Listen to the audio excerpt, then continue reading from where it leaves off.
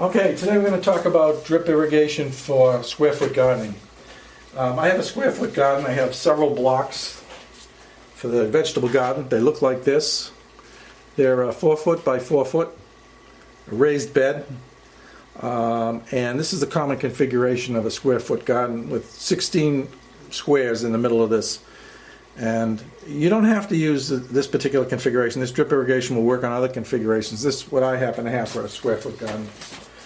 Okay, first of all, I tried this several years ago using dripper hose that you get at Home Depot and Lowe's. And the problem I had with this in a square foot garden is that when you bend it and make a spiral around the square foot garden like this, what happens is if you have some of the squares in the square foot garden that have onions in them, like 16 onions or 16 radishes, even if you have 4, like in a lettuce square, it's difficult to avoid putting the square foot, avoid putting the hose, the dripper hose, where it doesn't flatten the vegetables and get in the way. You try to make a spiral. I tried to make one continuous spiral, and that didn't work very well. After a couple of years of doing that, I actually made some short sections of this hose and put some elbows in it, and that worked for a while, but then they got clogged up.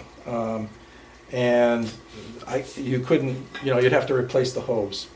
So the other problem I've had is every 2 or 3 years with these hoses, depending on the type you get, they can clog up from the minerals in your water. And I've seen some, even when they operate in the shade, they have a green moss that forms on the outside of them, or a lichen that forms and kind of clogs everything up. They come in several different diameters. They come in 3/8 inch, 1/2 inch, and I think they come in 5/8 inch. If you're going to use this and I do use this for flower beds, long skinny flower beds, I would get the largest one you could find, either 1/2 inch or 5/8 inch. And if you're not too concerned about leaking equally over the whole length of the hose, these will work. Keep in mind though, if you have one at a lower elevation than the other, the lower part of the hose will leak more than the upper part of the hose. So that's another problem, the flowers at the lower end. But if you get a relatively flat land and you don't mind cleaning them and maintaining them every couple, 3 years, then you might want to use this for the flower beds. I still use these, just not for my drip irrigation. So for drip irrigation, I use tubing. This is the type of tubing I use. I get my supplies now from one distributor after trying a bunch of them. I get them from Drip Depot, and I buy them from there because they have reasonable shipping, they're reasonably fast, the prices are competitive, and they have a money-back, lifetime warranty on everything they sell. So in the rare instances where I've had to return something, they've sent me a replacement, no questions asked. So there's several types of tubing you can use. You can use this round tubing with drippers. You can use round tubing without drippers. You can use this oval tubing like this with drippers. And I think the oval tubing comes without drippers as well. And what I've used up in the square foot garden, we'll see in a minute, is I've used both situations where I've had this oval tubing with drippers already built in, and I've used round tubing without any drippers, and I'll show you how that works. So the tubing you want to get is called 600 by 700 if you want to copy what I did here. 600 is the dimension, 6/10 of an inch is the inside dimension, 7/10 of an inch is the outside dimension, so the wall thickness is about 1/10 of an inch. It's called 600 by 700 tubing, roughly 1/2 an inch. If you do that, then all of these fittings you have here will be interchangeable and they'll all work fine. This is what an elbow looks like, and it's got a lockdown feature here too. So you put this in here, put it in all the way, and if you're doing this in cold weather, below 50 degrees, you're going to have to warm this up in hot water to get it on there, because they're really tight. And then once you get it in all the way, you twist this mechanism here, and that tightens it down even further, so they're not coming loose. So I use that. That's a right angle. This is a T, which you'll see how I use that too, a typical T. And this is an end cap. It's got a basically hose connection at the end, and you put that in there, and that ends or terminates that line of the tubing. Okay, I would recommend starting either with the I like the round hose better than the flat hose because you can put these drippers anywhere along there. So if you find you're using the round hose and you got drippers and you don't need you need more water flow, then all you do is put some of these drippers in. This is a 1 gallon per minute dripper right here. And these black ones, this is a 1 gallon per minute dripper, and these guys here are 2 gallons per minute. So make sure you look on them, and I think they both identify what they actually are in terms of drippers. And I would recommend getting these 2 tools. I got this tool from Lowe's. It makes cutting the tubing much easier. You just put it in there like that, and you snap it, and it makes a nice clean cut, and it's much faster than a hacksaw or anything else. Now this tool here is if you need to add other drippers, you just put it in the tubing like this, you squeeze it, it punches a hole, then you take a dripper and you plug it into that hole until it snaps, like that, and you're all good to go. I like to have the drippers either this way on the side or on the top so I can see if they're flowing, although I've never had one clog up. They're very good that way. Okay, so what do we do to start off with? Well, let me bring this over here. To start off with, we're gonna do a configuration that looks like this. The water comes in here. You can see that. The water comes in here, loops around, goes to a T. It's dead-ended here, dead-ended here, dead-ended here, and dead-ended here. These are the approximate dimensions, and the reason it's 42 inches, you're going to make room for the connections at the end.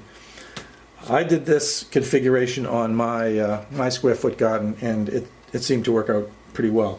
If I needed to make even more flow, in addition to the drippers along here, you can make connections at this end here and put more tubing and put more drippers that way. So you have the opportunity to increase it. Now, you can also do the serial method. This would also work. I didn't do it that way, but you certainly ought to be able to do it that way as well. The serial, just have everything in serial. You just need more elbows, and you don't need any T's. So to get started on doing this, what I would suggest is that what I did was I had PVC pipe come up in the square foot garden using this connector. So the pipe comes up from here into this connection. You use brass fitting. Use all brass fittings, no galvanized or iron or anything like that. And then get a fitting that fits this. This is 3/4 inch coming up from the square foot garden. This is a 1/2 inch. I didn't have a brass fitting, but basically it would go in there like that, and there's a hose fitting here. Then you take the hose fitting, you can see that, and you put on a pressure reducer, because you cannot pull or put the full pressure on this tubing. So this is a pressure reducer, and this particular one is 20 psi. You can get anywhere from 15 to 25 should work just fine. There's 2 types of pressure reducers. This white one here and this black one. I've had some problems in the past with the black ones. They have a vent hole, and sometimes the vent hole leaks right here. And I'm not sure why. It could be I left it out in the winter too long. I do take in the pressure reducers every year before hard freeze, just because I don't want them to freeze and crack and break. But this one here is made by Seninger. It's a little more money, but it seems to be a lot more robust. It's called Seninger Irrigation Company. And so I've pretty much standardized on these white ones. So then you've got these 3 connections made. You can see that. Let me put it this way. If you can see that, that's those are the 3. Get these out of the way. And then what you need is a filter or screen. So you put this on here. This is connected like this. And then this. So this comes up from your water supply here, goes into the pressure reducer, 20 or 25. Then it goes into the filter. Now the filter is in here. It's just a regular hose connection. And you unscrew it, and there's the filter, and you can clean that very easily. Looks like this one needs a little cleaning.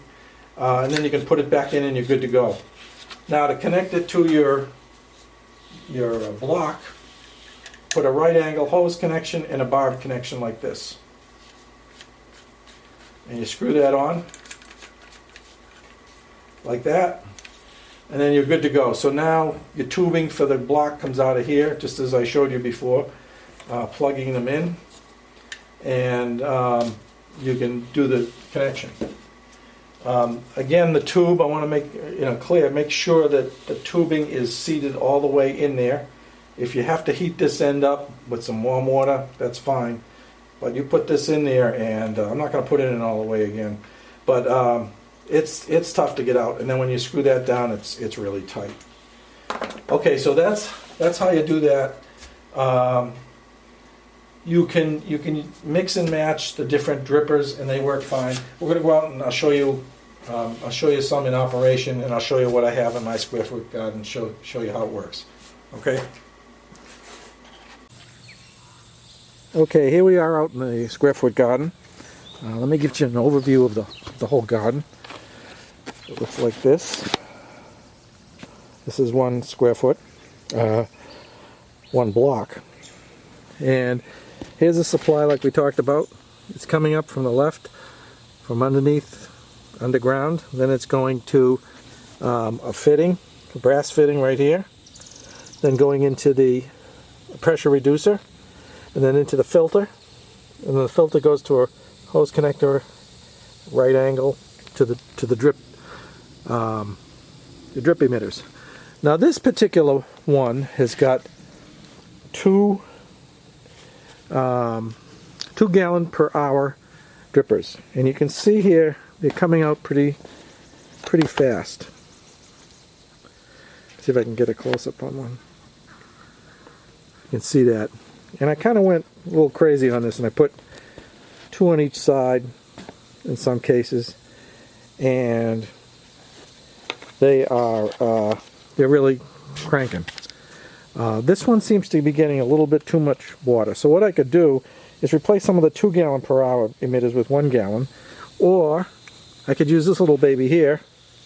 If you can see that. This is a valve.